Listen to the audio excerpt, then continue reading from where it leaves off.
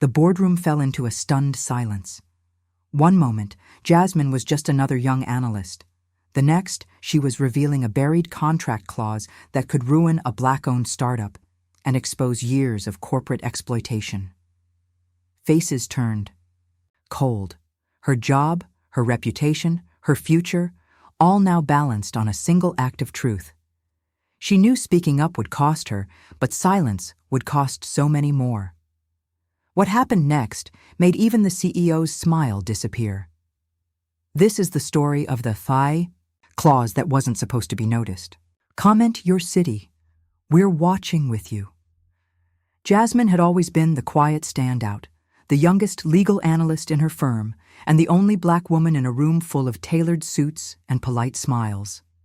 She wasn't flashy. Her brilliance spoke for her.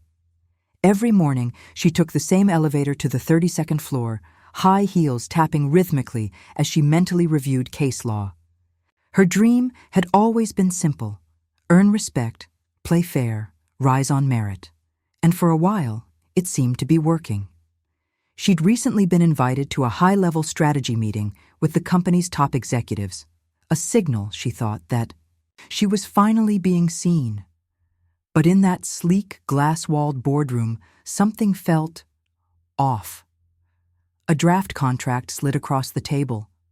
Pages of legal jargon she could read like poetry. But something buried in the fine print didn't sit right. She almost didn't say anything. Almost. But then she saw the clause. It was subtle, tucked deep into the terms of a merger agreement.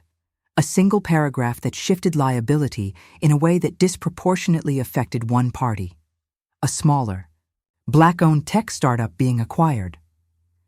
Jasmine blinked. Reread. On the surface it looked standard, but she saw the trap. It gave the acquiring company unchecked power to void the deal post-merger, effectively stripping the startup of its assets while avoiding accountability. She cleared her throat and raised a quiet objection, expecting a discussion. Instead, the room went still. One executive chuckled, brushing it off as industry standard. Another gave a dismissive nod and mumbled, "Let's not get too technical." Jasmine wasn't imagining it, the shift in tone, the undercurrent of annoyance. She was no longer the promising young analyst. She was now the one asking uncomfortable questions. After the meeting, her inbox went quiet. Projects she was leading were reassigned, invitations dried up. Word spread that she was overstepping, difficult. All for flagging a clause that would have crushed a small, Black-owned business.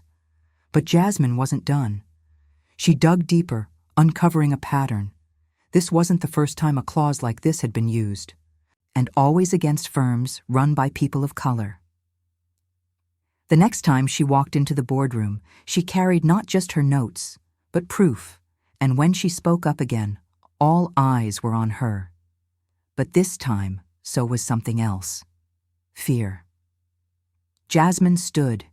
At the head of the boardroom table, palms flat, voice steady. The CEO smiled at her like she was naive, until she projected her findings onto the screen. Emails, contracts, a timeline of deliberate exploitation. Faces turned pale.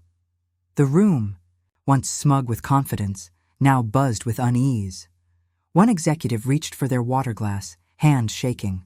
Jasmine had exposed not just a clause, but a pattern of corporate sabotage targeting Black-owned firms. The CEO leaned forward, smile gone. "Excuse me," Jasmine said, "but this clause is a trap." Silence. He knew she was right. They all did. But instead of praise, the room fell into panic mode. Damage control, legal shielding, not justice. Jasmine realized in that moment, truth alone doesn't always shake power. But silence? That was never an option.